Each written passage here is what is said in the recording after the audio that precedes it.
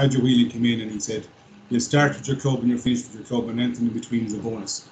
And if you look at your players' development, you know, if I'm a coach for any level, any sport, you're going to start at under 6s, under 8s, under 10s, under 12s, 14s and 16s. That's where the development, that is the most important time, because their development within a family environment, which we have seen is very, very strong, then their development in a club environment and a school environment. And they're all leading to where I am now at the moment within the Galway structure is the next step up. But where they're coming there and where I've worked with within the schools and what I've seen, it is very, very positive. And it's no wonder that Galway are turning out up to very serious individuals at an underage and very serious teams. So within your club, if you're a club coach in under 6s, under 8s, it's vital. That's probably the most important position within your club, because you are moulding the players. You won't keep every player, but you'll certainly keep them going. And we'll come to the aspects of that within your core values further on the slide to go to that. So you can see the importance of 6 to 8 to 10. And if you're in a club or a county, if you keep a list of 6 and in 10 years' time is 16, how many are still playing? A lot of the time it won't be your fault. You know, you will always get, oh, the coach didn't do this, that, and the other. But within the core values, you can stand over them, you can move on. So from that, the player development at that age, within that is got to go up to county minors under 17s with your club or your county. That's where you're going at 16, you're going into adult hurling at 17. It used to be 18, you could play senior. So you're still in the juvenile part of it, but it's very important. And even for clubs, I know from talking to people within the county board, and there's a lot of stuff in Galway GAA going on where people, you know, are not sticking with the clubs for various different reasons, some legitimate, some not legitimate. But if you can stick with your club until you're 18, and then when you're 18, you know, you are free to look around. It's very, very important we keep the club structure right, particularly in the rural areas, that we can keep that going. It was great. We got great kudos. It wasn't intentional. I think Jeffrey got it 2 years before us, but we had players from Ballygar, we had Shawnee Mack from Montbellew, you know, and all your son, these players are there, but it's for them to bring the next people within their areas on, and it's great for that. From under 17s in, you really are losing them as being in the adult, you know, from being, I suppose, under the 24/7 watchful care of your family. Because I was involved with the freshers in Galway in NUIG, and it's amazing. They're managed within an inch of their life up to June. They do their leaving cert, and then they go to college, and they're the small fish in the big pond, and that's where you go to your club or county or your development at this stage of 20s. Jeffrey's there at the minute. The turnover of players is high here. Why? It's not because of anything the coaches or you've done or whatever. People go on different, they take up different journeys and different aspects. There isn't much you can do on that other than encourage what you're encouraging here and your roles in that. Obviously, the next part is to try and get to play your senior team with your club. And then if the county happens to get happens, it's only a very small percentage of people do that. But I wouldn't ignore the coach aspect of it, because, you know, we all start off coaching within our club more than likely, and you go up through the ranks. And some people you'll find your level, you'll be happy at whatever one you're at. And some people aspire to want to be a county senior manager or a county under 20 manager or whatever. A big part of that will be to do with luck. You know, you'll have a lot of adversity in this journey, but it's one that you need to have a lot of courage and you need to have a lot of desire to get there. And if those who have the most desire and want it the most normally do and apply the following slides and stuff to their life and they're bringing in it. So I suppose for us, the environment is huge. You think about your work environment, your school environment, your family environment. If there's a positive environment, I know last year the lads were probably a bit annoyed with me. I kept talking about positivity of body language. I'm a big advocate of body language. The way you turn up for training, the way you present yourself at work, the way you present, it's a huge part. When we broke this down, we were debating this among ourselves. Fergal Healy, Kieran, Keith, myself, the previous year, Declan, on this. And we got assistance. So there was 2 clubs in Galway who are current, and at the moment, Corofin and St. Thomas's are the ones that are at the forefront of what's going on in club. And Thomas were playing at the time, so we got Kevin O'Brien, who's related to Declan O'Brien, and Joe Canny come in, and they help us develop a model that I'm going to present next within us as a management team, us as people, and then the players. And you can see where it took. We didn't know what it would take. It took some criticism of us. It took some criticism of the environment we were setting up. not from Joe or Kevin, but we trashed it out ourselves, and it became a very, very open playing field for everyone. So, and again, it'll lead on to further on down the road. So the environment we tried to create was, first of all, we had to have a good structure. That was probably in place. We had our structures in place. We knew what was happening. We knew who we there. We knew who was taking the session. We had pre-planned. So we had a very, very positive structure. Same way in business, we're starting to look, you have an idea of a structure. You know, whatever team you have, if it's under 60s again, or under 10s, or under 14s, you have a structure in place and you turn up, this is what's going to happen. This is how we're going to develop it. I have a structure that this month we're doing this. The S&C is probably the biggest learning I've seen in structure. I can't believe the work we did. Brendan Egan last year, John Dugan this year under Lucas's remit of how we brought players to actually develop physically. I'm still flabbergasted by the progress they made within that, particularly when we got the full work with the 2019 team in the gym. Like, we did a gym session the night before an Ireland final, and I thought this would be crazy, and it was the best thing ever. But that's our structure was there. We went on to discipline. I suppose in any walk of life, you don't have that. Where are you going? You know what I mean? We had discipline, like our timekeeping was, I have a 15-minute rule. So no matter what happens, you're there 15 minutes before you need to be. So if we say 7, you're all on the field at 7. That was just a given. For an example, the day we went playing Clare in Portlaoise, the bus door wouldn't close. We had 45 minutes built into the time to the plan that we'd be disciplined enough to still be on time. And because everyone was on time, we were disciplined. This is what didn't knew that. I don't think any of the players knew that on the day. We kept it that quiet. Professional, you can be as professional as you can. I'm only a very small cog in my role, say, with the current minor team, as I was with any other team. The cog of professionalism comes from your coaches. So when Kevin or Declan or Kieran or Keith take a drill or take a session or talk or present themselves or turn up, or when Fergal last year turned up to do his session, or more importantly when Jerry or Kipman is there, how professional he is, the place set up. I think he did a WhatsApp video of our dressing room in Croke Park. You know, it was just second to none. The professionalism that shows. When you turn up, I always like to take the middle of the pitch to start a training session, or bring it to the middle of the pitch so that you're showing that this is your environment, you're just giving off that, your stats team, that everything is professional. And even if you go back down to your underage in your club, you turn up, you have everything. You're not looking for balls, you're not looking for bibs, bollers. You have your pitch, you have your time slot. And you've seen a lot of pitches in that where your time slot would be 7 to 8, and they don't start at 20 past 7, it goes 20 past 8. You know, that can't work. You have to respect everyone in that. And then the most important one for us will be fun, because again, you don't have that in our setup or in your work environment or your family environment. There isn't a fun element. I quote, I suppose, the buzzwords this year with our minor team was, when we were on, we were on. That was a big thing that came from Kevin, was, you know, when we were on, we were on. And that's the way I am as a person. When we weren't on, we had fun.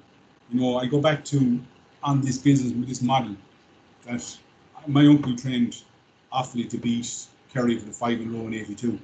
I was 8 years of age in 82. I had gone up to Tullamore, and I spent a lot of time up there. And it was the year Seamus Darby got the goal in 82. And I spoke to Tom before doing this presentation. I said to him, that team will always go down as being the most iconic team because they won that game. And I said, you know, it was only one game they won. And when he broke it down, I don't think many people knew that Offaly team in 82.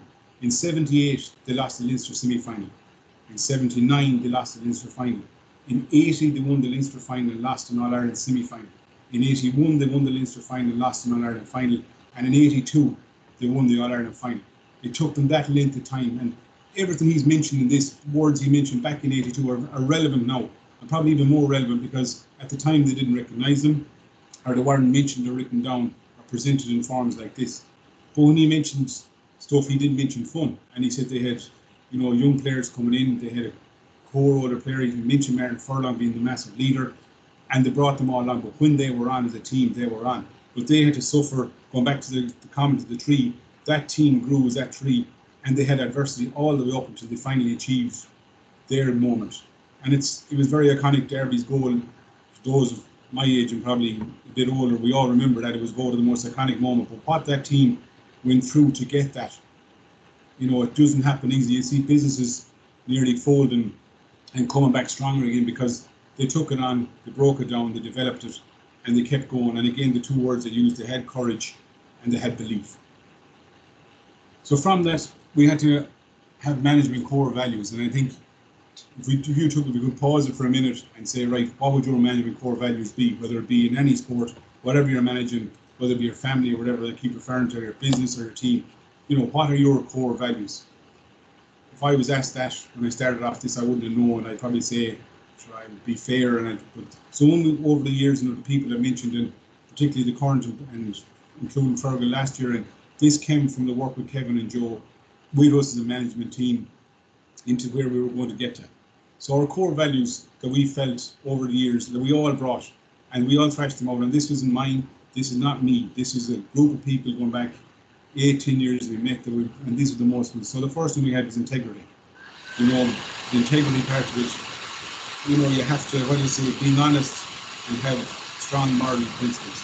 Like, so if you're over a team, so you think you're the best managers, you think who you admire as a manager, and you ask yourself, were they honest and do they have strong moral principles? You think, pick one in your head, had they strong moral principles? Most of the best leaders, whether their leadership style is they lead from the front, or their leadership style is they drive from the back, which is two massive differences. Most managers will lead from the front, and then when they get to not a comfort zone, because that's a dangerous place to be, but they get to a level where they understand their group, they can go to the back and the group will take itself.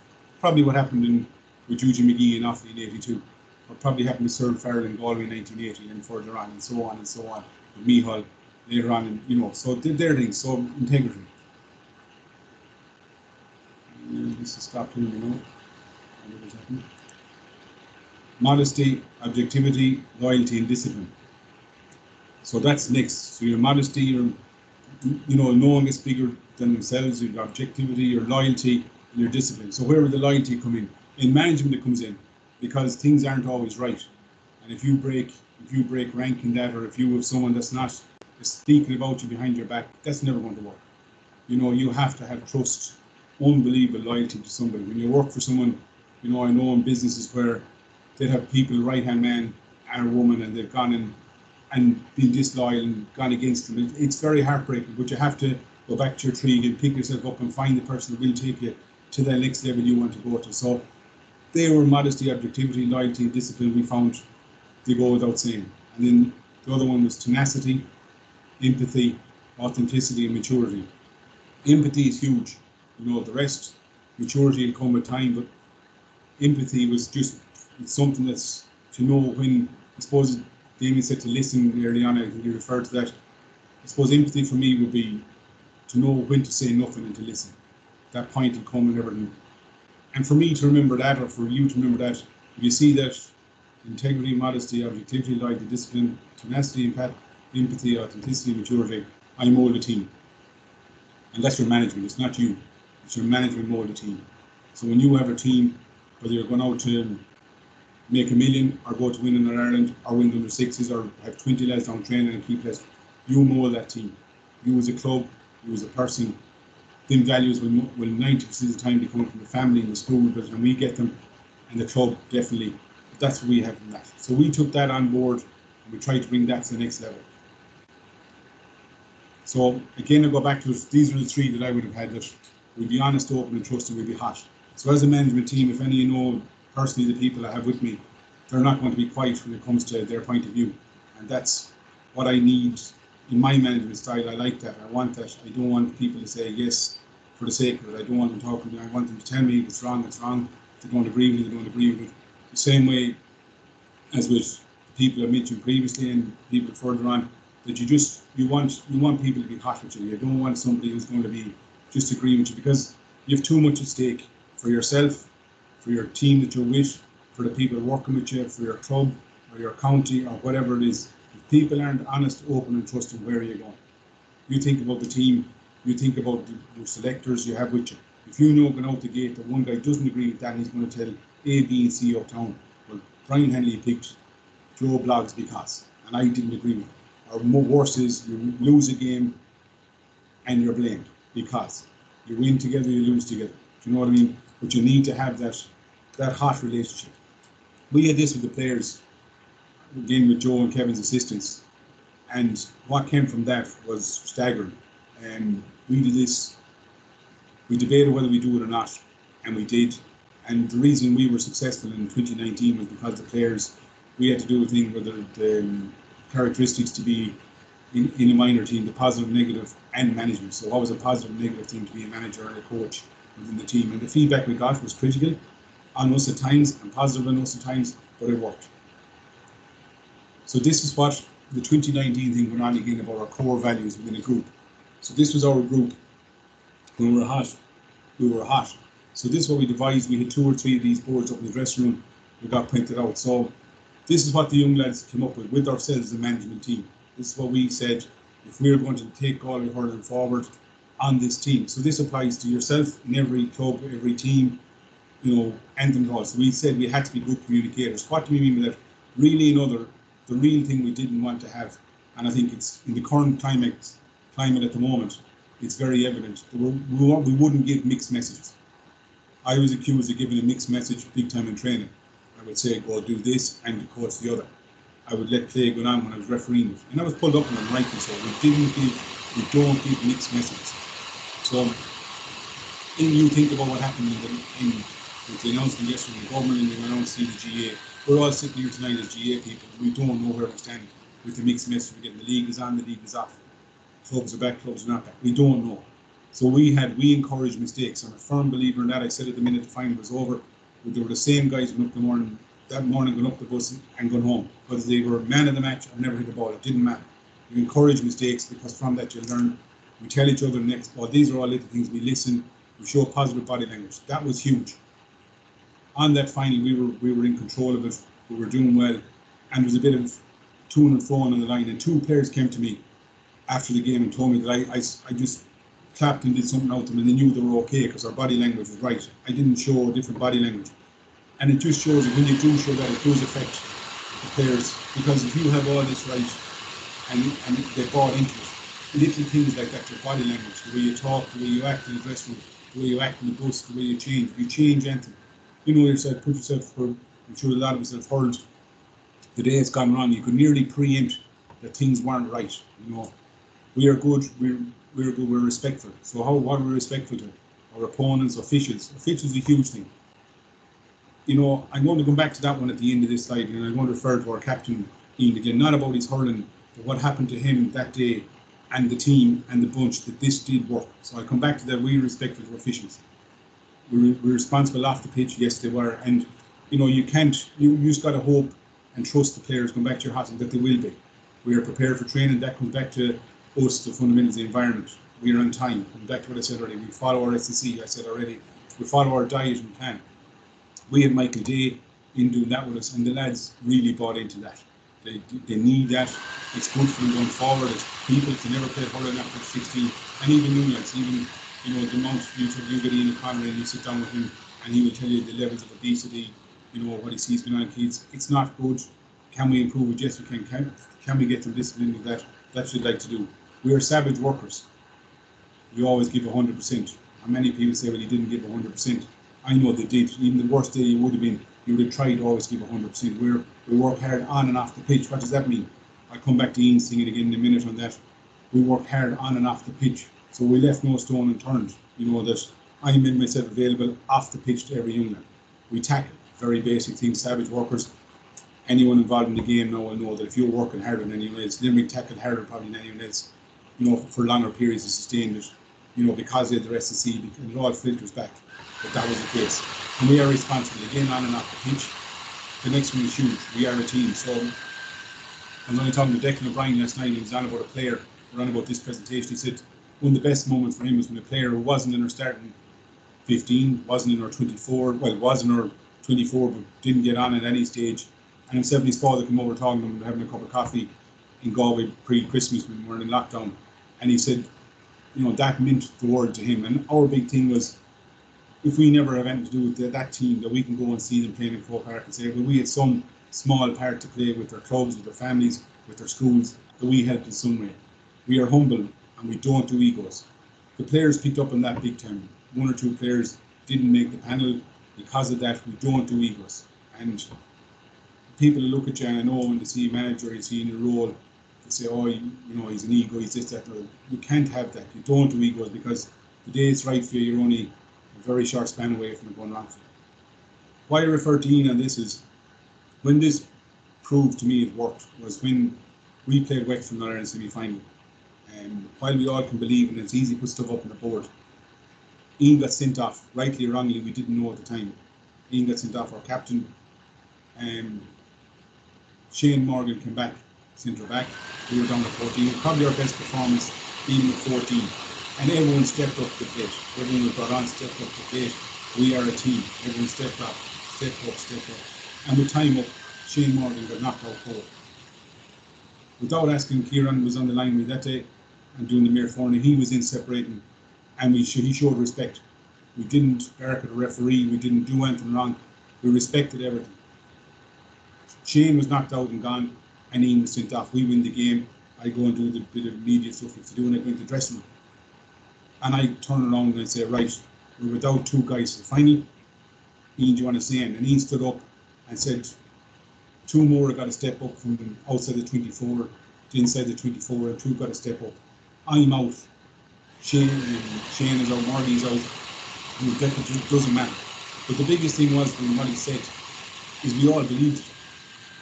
And we didn't pretend that this, because we had the work done and we trusted each other, while it did matter not having either of them, if we didn't have them, we were still going to be the best we possibly could be without them.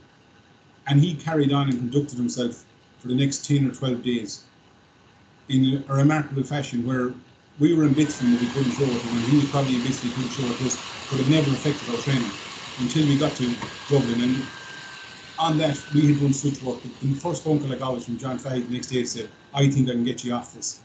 That doesn't look too bad. And we put between Rory and Gordon our stats, and John Fahey and John McGlynn and Ian, we got going, we got working on it, we got advice, we got working on it, and we got our presentation above in Cove Park. A daunting experience for a 17-year-old young lad, stand in front of, I think, 13 people that in the committee, 2 people from the referees. We never said anything wrong, and Ian went up and gave his presentation based on this, based on fact that he was honest, he was open, he was trusting, and there was no debate. His family, the way they conducted themselves, the way everything was done properly, that got Ian to play in that All-Ireland semi-final, or All-Ireland final. But that didn't come from him, it came from his family, his club, what we had introduced, and himself as a person. And that did help. But all the other lads did. We left that day on a Thursday evening at 4 o'clock. Training took place without the two of us. Didn't matter. Same thing happened. We were only another small number. And that's when you get that in your environment, that the likes of the Corofins and the Thomases who've faced, adversity in times, like Corofin for their All-Ireland final win this year, had a very serious, they had a bereavement within their setup days before it. And I went down to congratulate Kevin and Joe on that win. And the way they conducted themselves, you wouldn't even know what had happened. They didn't make it a big thing. That's part of the tree again, going back to that. So that was our honest, open and trusting, and they were our values, and they stood to us in that particular place. I suppose maximizing players' coach and full potential. Sorry, Brian. Yeah. Can I ask a question there? You can. Just those list of values there is very comprehensive, and thanks for going through them. But how did you actually come up with that list? Was that management driven, player driven, or was it between the whole lot of you came up with that? Thanks very much. That was between the whole lot of us. So what we did was we Joe Kenny and Kevin O'Brien in, and we debated whether we were going to do this or not, because it was hard hitting, right? We got told stuff we didn't want to hear. Yeah. So there was, they broke us into groups of 7, but they left the management team in a group, and we were together. So they broke the players up, and they put a white A4 sheet up on the wall. And what does it mean to be a minor hurler? So the positive influences, what are positive and negative to be a minor hurler? So, for example, they came up with all the positive and negative, and then we all had to go around, and one of them had to present what they found, the positive things and the negative things. So the big thing with the players was egos. There was a negative, remember the time, and they all had much the same. And then it came to the positive and negative things of being a coach or a member of management. And that was a whole lot of us now. That was from kitman to physio, what they found out to be positive within our group and negative within our group. And that's where them values were driven from that. From that, they produced that book, that what I had last year. Just flip back to it again. They produced that. Now we actually added more onto it, but they produced that, and that was another. That was the collective. It wasn't about me. It wasn't about the management team. That was the collective of the players, what they came up with on that given performance on that evening. We trained that night and we weren't able to wag because we were mentally drained. That took a lot out of us. But what it did do was it took the elephant out of the room. We all knew where we stood in a very, I've referred to in a few things I've done since that where we've been at events and that, but we had no egos and we had no, what's the right word for it? Nobody meant more than the other. So if I was sick, it didn't matter. If Ian missed that final, while it was terrible for Ian, it didn't matter. We had other people, we trusted the group, and they weren't just words, because there were other times the players had to carry it out, but none as strong as that. Like Shane Morgan made it back for the final through the work of Ian O'Connor and Keith, our physio. He made it back. If he didn't, we had players already who had shown that they could step up, and it never became a discussion or a debate. It was just given that we were okay, like, you know. So that was player driven. To answer your question, like, it was player driven with us, and we drove it ourselves, because I hadn't done that ever with a group. Corfin had done it. We were wary about doing it.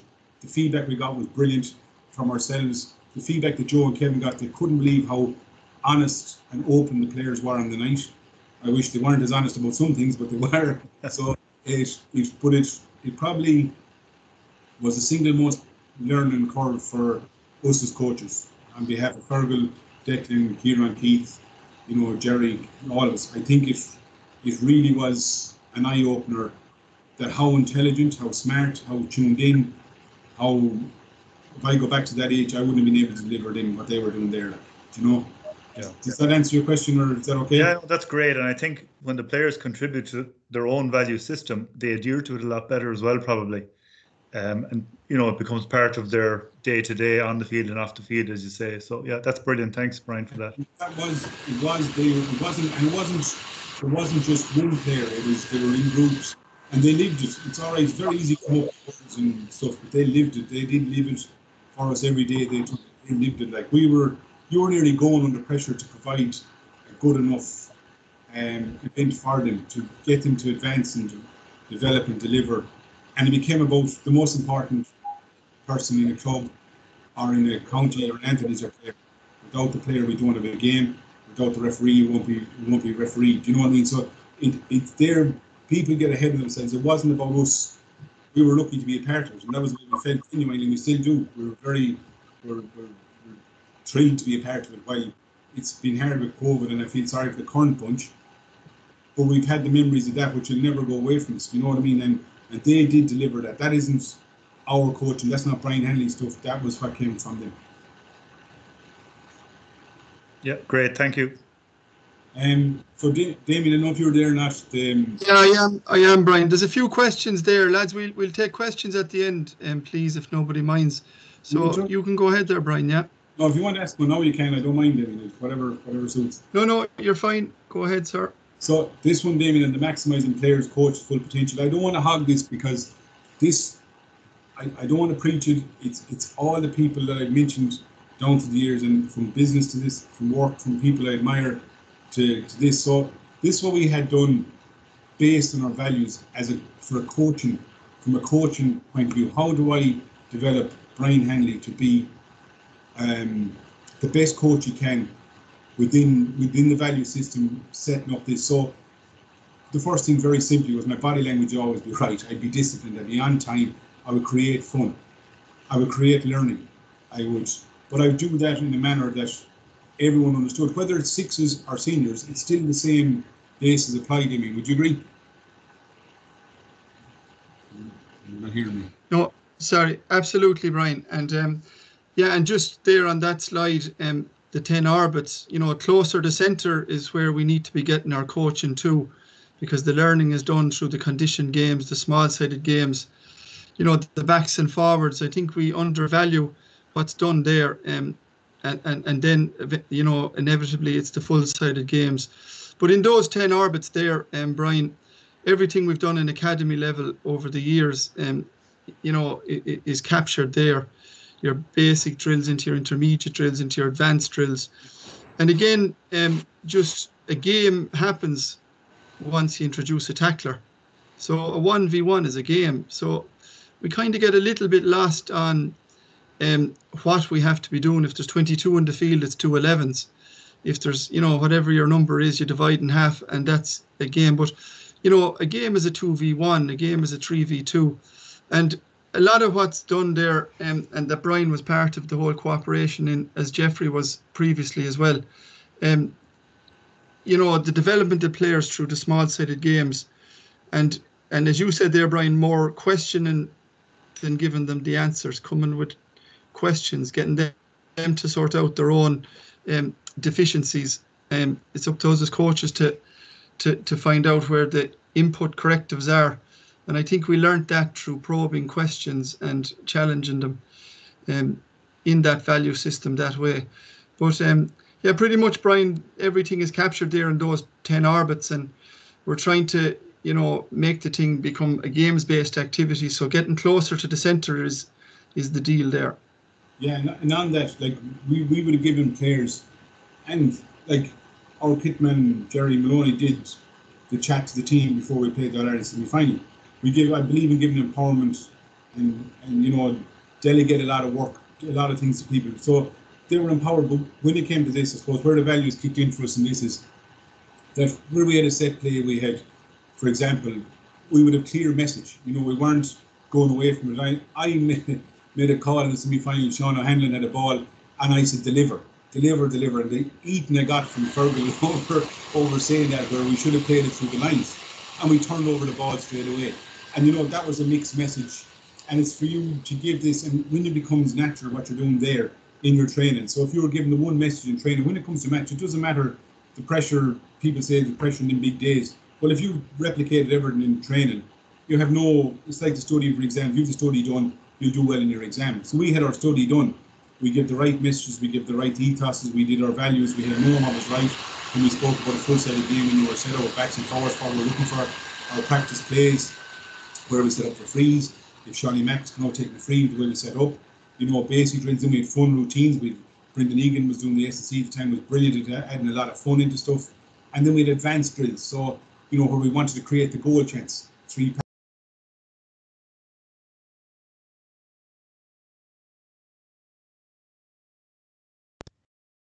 You're on mute, Brian. You've muted yourself.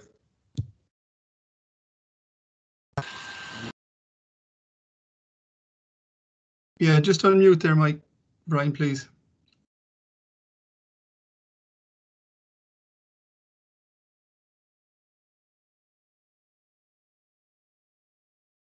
Just up the top right-hand corner, Brian.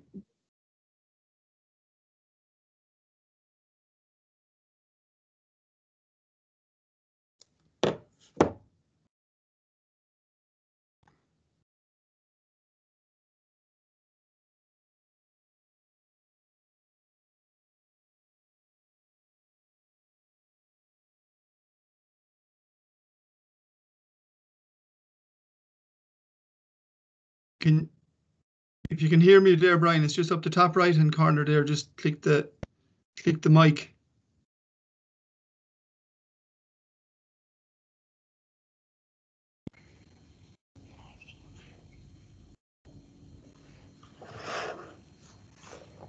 I can't unmute you there. Yeah, just click the mic there, Brian. Yeah, come on again there, yeah?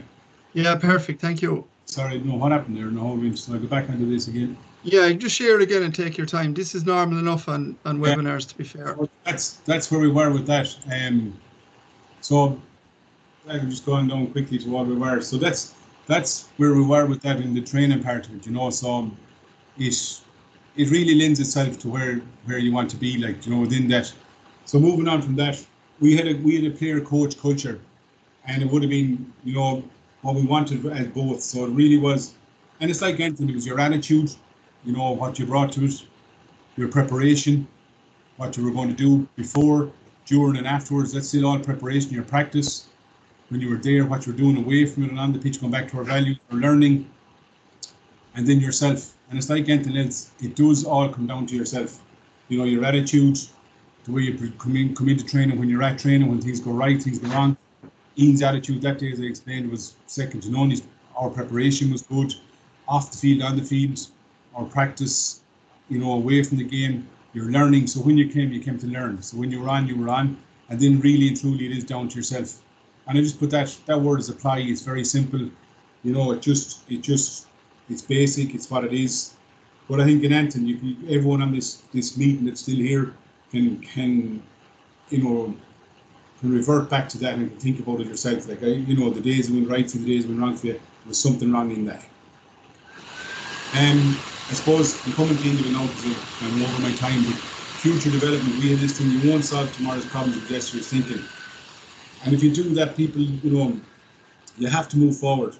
Teams are developing, the SSE is developing, there's stuff happening the whole time. And if you stand still, you'll be caught up and you'll be passed out. So I suppose as a management team, we're always trying to develop as a manager, as a coach. Kevin would always say to me, Kevin O'Brien or Kevin Lally, he said to me, you'll be going on to looking for nuggets of information you can bring with you to make you better. And I suppose this is the bit where I mentioned before about Everton. I'm at the very end of it now, where a dream is just a dream, a goal is a dream with an ending. And I spoke to her in the very beginning about one player. And if you go through everything we have there, that we discussed and gone through, this is where you want to get to. That's who you want to be, that's who you want to emulate. I was lucky enough to coach David briefly under 20s when NC was over, and himself and Johnny Coleman were two remarkable young lads. They were at the time, they'd always say thanks, their etiquette was ever, but David and Johnny had achieved that moment. And at under 6s, when they went to their club, they would have gone with that aspiration. They would have gone to lift that. Like, that's a massive moment. That moment will live with David to the day he dies. He'll live with his family, his friends, Galway hurling it, and shown, but like, to be a part of knowing someone, to come through that cultural value, to come through the academy value in Galway. Like, when we won the All-Ireland final, Richie Maroney came into the Galway dressing room and he said, I don't care what other counties are doing or saying or what they think is right or wrong. He's saying the team, and this is Kilkenny, but we look up to what Galway are doing. And we were all in the dressing room. And it goes without saying, whatever I've gone in there, Sean Welch did a chat for us in Rahun, where the family part of our values was very big and strong. And everyone was in the room, and it was a great meeting, and everyone was going well, and we were doing stuff, giving something back to the club. It was a great day put on for us. We had a game first among ourselves, and he said to the group of lads, how many want to play senior football? They all put up their hands. And he got a slither, and he said, since I think 1988 or 89, he started working with Galway BFM. And he said, if I got £1 or €1 for every time I got asked this question, the following question. And that question was, whatever became of that good miner? And he dropped the slither, and you could hear it banging on the ground, and the silence was deafening. And what has gone previously in what I've done, 99% of the lads that fell away would have had all them positive attributes, values and everything, and just it wasn't for them. Some will slip the net, and unfortunately that's what happens. But it is very, very hard to achieve what that man there has achieved. And finish on what he's achieved. I was talking about him the other day before I rang him, and when they won the county final this year, myself and Conor Cooney, when Everton was over, was in the stand in Kinney Park gathering up the rubbish. I know there might be a lot of people there, but that's what them two lads were doing when they won the county final this year. And if that isn't a positive way to finish and have someone who has lived the values, who is living the values, who has been successful at the highest level for Galway, All-Star, the whole lot, and we have many more like that. I hope I portray it when I'm trying to portray it positively. I think that this project that Galway are on is a very good project. It's a great project to be involved in. We as a management team are very lucky to be involved in it. But I think that picture there tells all we need to know. I suppose I'm going to finish, Dennis. I think I'm over the time by a few minutes. I apologise, but I thank you for listening. I'll take questions now, and I thank everybody at the end, if that's okay, Damien.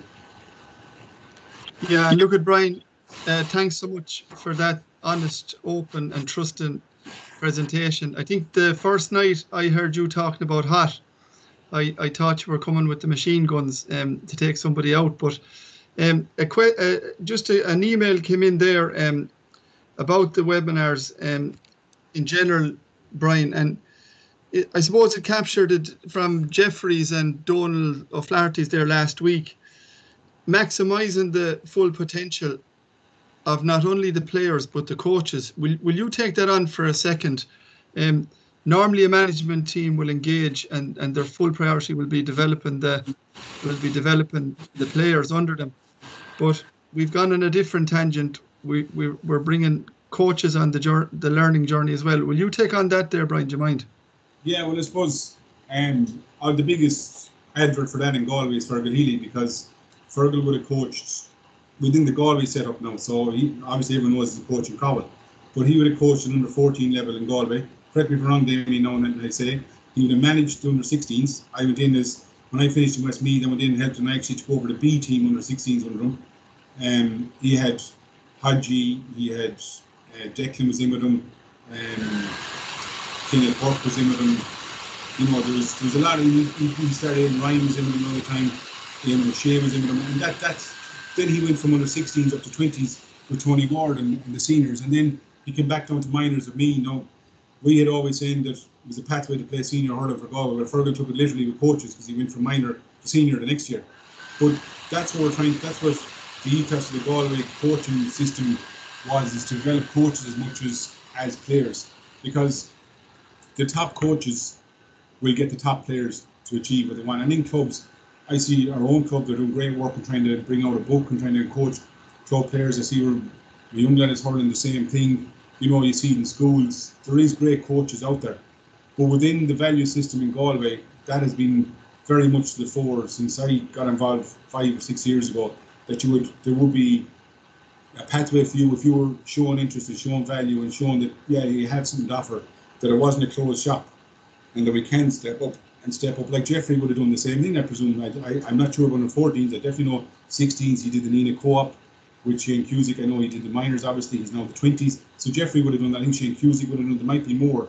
But that's what is very, very important to you, Damien. To be fair, you've driven this for a long, long time. Come back to when Shane McKern was doing it and Damien Curley was doing it. I'm correcting that, haven't I? No, brilliant, Brian. If anybody wants to ask a question there, just click on the raised hand box there and the little icon there on the top of your screen. You're probably very familiar with it. Just a question in there from Donald Tully. Brian, when would you recommend doing culture and values in a club or county setup? So I think I know the answer you're going to come up with here, but thanks, Donald, for that question in the text box. Fair play. What's the answer, Damien? Because I don't know. Sorry, Brian? I said, what's the answer? Because I don't know. I said, when would you recommend doing culture and values? I presume it's from the start. Well, I presume so, but I think what I try to get across there. Who asked the question, Damien? Sorry. Sorry, Donald Tully. I suppose what I tried to get across there is we took this on at a 16, 17 age bracket. But what they came with was their values and the culture from a family, which went to a national school, which went to a secondary school, which was entwined with their club. So they had all this coming in. It wasn't anything we gave them extra. It wasn't anything that we taught them they didn't already know. They had all that. And, you know, Ian referred to, he had all that. The players that were on that panel had all that.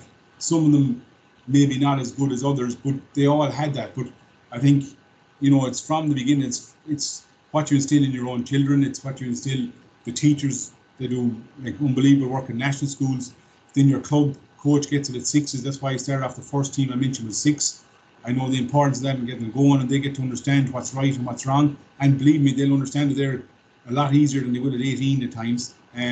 So it's from the beginning that, you don't have to hit them with a list of stuff, but if you've only 1 or 2 things like respect. Every time a referee came in to us to referee a game, a challenge match, whether it be Liam Gordon, Alan Kelly, Brian Keown, one of the players thanked them. And it's only a small little thing. We had always somebody clean the dressing room. The little things, but they'd have had that, and we're trying to bring that on. But I'd say, to answer your question, would be the very beginning. You have 2 or 3, be on time. Like for under 6s at 6 o'clock, that's not 6:15. The old GAA, when I was playing, if you had a game at 7, you'd be tying up going at 7:30. But if you go to what you're competing against in other sports, like the soccer, if you don't have 8 players in the pitch 20 minutes before the game, you won't, the game is forfeited.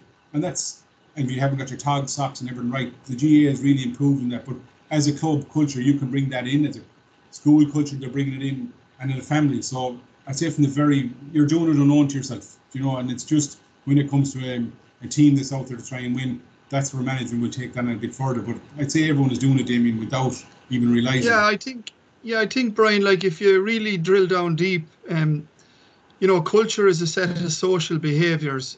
So what's your expectation of your group? And then there's a feeder system of positivity or whatever the leadership want. And your values then are your standards. So, you know, lots of management teams are doing it without a name and convention on it. But I still think, you know, that whole holistic developing the player, developing the person part, as opposed to just on the game. Ray Silk had his hand up there. Ray, will you come in there, please? Hi, Damien. Brian, how are you doing? Hi, Ray. How are you? Thanks, Ray. And good. I was coming to your question in the text box as well. Thank you, Ray. No problem. Just, Brian, thanks. I spoke to you out in my column there when you're presenting a few medals and stuff. I won't ask you when the intermediate final is going to be played. Well, that might be too hard a question. Brian, if I'm teaching, and I know a few of the people out the webinar are teaching and coaching, what happens if a player isn't happy to buy into the culture of the group? At what stage do you let that player go? Suppose he's from they're very egotistical, or they're maybe from the family background is difficult, or they're from a club where they're the key player. At what stage in the year do you say, look, we've done our best with you, but it's not happening? At what stage does that player have to be cut loose, or how do you approach that? Thanks, Ray. And it's very relevant, Ray. You know you've been there, because it's first of all a club. You never put anyone loose from the club, really, if you can. Obviously, you have to keep. It's different with county. The club, you have to keep people there because, you know, it's an environment close to everyone in the one community. And like, but at inter-county minors I referred to, we did do that. We had 40, Ray. We had 40 up until after the leaving cert. So there was someone doing the leaving cert. So we didn't want to put that until after the exams. I don't think any of the players, there was one involved in junior cert. There was. So we left it until after leaving cert. So that was June. So we were playing the 12th of July. So we had to streamline our team down to a panel of 32. We had 40. So we made the conscious decision that we wouldn't do before exams because of enough going on. And if this, you know, a little thing, I'm not a teacher, but I know that little things can upset you a lot. So we made that decision to leave it at that stage. And then we had 3 or 4 hard phone calls to make. Well, I had to make them. I was out topping a field in the tractor, and it was only 1 acre. I think it took me 5 hours because you're just pulling in and talking and making sure you're delivering the message. And it came from our values that the lads brought up. So they would have been involved in the values of the 40. I know one of them was on discipline, you know, that he wasn't living, and it came through the group. It came through the group. The group pulled him up. You know, the group did pull him up, pulled us up on it. You know, that was one occasion. And then you could see, you know, we played games, played under 20s in a game, and 2 or 3 guys didn't start. And there was room for them to start because we had other players. It was a club, around a club on or something, and they sulked and they didn't buy into what all the lads had done. So you go back to what I said about Ian Singh, they were only not playing in a challenge match, and it was bringing down the group, and no one or no person or nothing was bigger than the group. But it was at that stage, it was 3 weeks out from championship. Our first round, we cut the group down from 40 to 32. It wasn't nice, but it had to be done. They were told why, whether I know that people didn't believe me and didn't like what I was told, but it was honest. It was the truth. We as a group, it wasn't my decision, it was a group decision. Plus, you could see that the group, that they were becoming alienated within their group. We were very lucky that the group were very, very strong. And that's where it lended itself to, like, lack of preparation was one case for a certain individual. Another case was away from the pitch, wasn't living what the rest of them expected. And we weren't having them in like I remember Shawnee Mack coming to me after the exam saying we were training us, and it was around the club the following week. He said, do you mind if a few of us go out tonight? And I said, you can, you know the rules, mind yourself, you know, don't. We had Christy Brown in talking about, you know, being out and whatever, you know, what's not to do and be careful and all this, what can the consequences of stuff that can happen. And we trusted them, but 1 or 2 didn't live that. And the other, it was brought to your attention, and really, if they were left in the group, that would have hindered the group rather than develop it. I hope that answers what you've asked, Ray. That's perfect, Brian. Thank you very much, and I enjoyed the presentation. Thanks very much. Appreciate that. Thank you. Yeah, thanks very much, Ray, and thanks for coming in there earlier. You had about positive body language in the text box, so we were coming to that as well under communication. Pádraig Lohan, you had your hand up there earlier. We didn't forget you. I just have a list here of who had their hand up. Yeah, Brian, I suppose I was just listening there to your thing in the presentation, but I suppose there's one thing that, and I suppose it's going from the Coliseum point of view there, that the coaches should, I suppose, concentrate on the things that have the power over and forget about the things that they don't have the power over. Would say, or they have the power over fitness, getting ready for the match, making sure of the right, and the things they wouldn't have the power over, like, we'll say, referees, weather, stuff like that. Have you any comments on that? Yeah, you're involved. How are you, Pádraig? Not about that, Brian. I didn't mention Pádraig in the presentation. It's a very good point, actually. Again, going back to the two lads, we did a lot of work on your controllables and your non-controllables. So we could control, what we could control was ourselves. So we could control how we handle things at home, how they present themselves to the game, what they ate, what they didn't eat, were they drinking enough, were they stretching. We can control all that. We couldn't control the bus, but we allowed enough time. The day it broke down, nobody knew it. I'd say, I don't think anyone really on that bus knew it apart from me and the bus driver and Mike Larkin at the time, who was ahead of us in the van, in the car. We couldn't control the referee's decisions. We couldn't control Ian being sent off or Morgie being knocked out. But what we could control was the way we went back to get them over the line and back. So we got our team, our medics to look after Morgie, and we got the county board and ourselves and our stats team to look after Ian, and Ian to help us. So it was your controllables, and you're right, that was a big thing, Pádraig, the controllables and the non-controllables. We didn't worry about anything else other than something we could control. And it's a very valid point. And as a player, you can't worry about how the next guy is going to perform or how the team is going to perform. All you can really worry about is your role within that. And it goes back to the point that we were all just a very small cog in a big wheel. And for myself, I suppose at the bottom to the top, which is your players, that we could only control what we could control, which was the way our body language was massive. Like, I remember in the final, Christy Brennan came to me, he was cornerback, and he said he saw Kieran was shouting, Kieran Cannon was roaring in, Kieran's in goals for Ardrahan, and Christy and Ian started to kind of didn't know what was going on, Lawless looking out, and I was clapping and laughing at them, and so everything was fine. And afterwards they came to me, what was that about? It turned out that Kieran just didn't want Mike Egan as a goalie to let in a goal.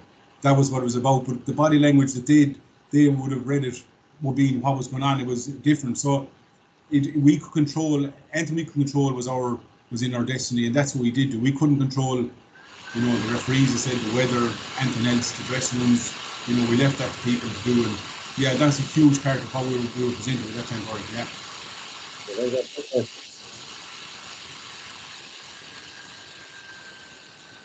And thanks very much, Pádraig, for that. Dennis, is there anybody else there in the text box? Have we any contributions or? No, that's everything now, Damien, I think. Okay. Well, look at Brian, I'd like to sincerely thank you on behalf of Galway Coaching and Games Development for your time, for your insights, and for your honesty. No more than Donal last week and Jeffrey the week before. You're very honest in what you're giving out there. You're not holding anything back. So we really appreciate that. We also appreciate, Brian, your cooperation there and assistance with academies over the years, and how you bought into the whole system and how you drive it on with us and bring the management teams forward. So look at, we'll chat again, Brian, and on behalf of everybody on the call, I'd like to sincerely thank you. Yeah, I'd just like to thank my current management team and last year's management team and the minors. The people I mentioned, there's a lot more out there that I could have mentioned. Thanks to everyone who listens. This wasn't meant to be a preach or a sermon, and I hope it didn't come across that way. This is what, look, as long as Galway GAA with football, hurling, camogie is going the right way, it's very positive. I wish everyone to stay safe in this environment. I hope to see everyone back in the GAA field soon. I suppose I have to thank the county board, no matter what, because if they didn't give me this opportunity, I wouldn't be living what I want to do, is live my dream, which is this sort of like I love the management. I wasn't good enough as a player. I really enjoyed the management. I really enjoyed the people I'm meeting and learning. And thanks yourself, Jamie, because you brought that system in with us a few years ago. I worked with you with the coach in Ashton with David and Liam. You know, we're growing well, and it is growing well. But the future of Galway hurling in particular is very, very good. There's great juniors out there. There's a great team out there, and the man in that picture I've left up because, you know, I think, you know, there is another All-Ireland in Galway. I want to wish Jeffrey and Shane the best of luck going forward if we get back in the field. And thanks to everyone who listens. Thank you. Thanks, Brian. And look at next week we have Alan Glynn there, the county minor football manager. So we're looking forward to Alan and his presentation and his insights again. So Brian, sincere thanks to the board officers there that are on again tonight that hugely support us all, to be very fair, and Dennis Carr. So look at safe home. I don't know who's making the tea and the sandwiches, but I'd say we'll all have to make our own. We haven't too far to go. So look at Brian, thanks very much, and we'll meet up with everybody again on webinar 4 next Wednesday night at 7 o'clock. Thank you. Thanks, Jamie.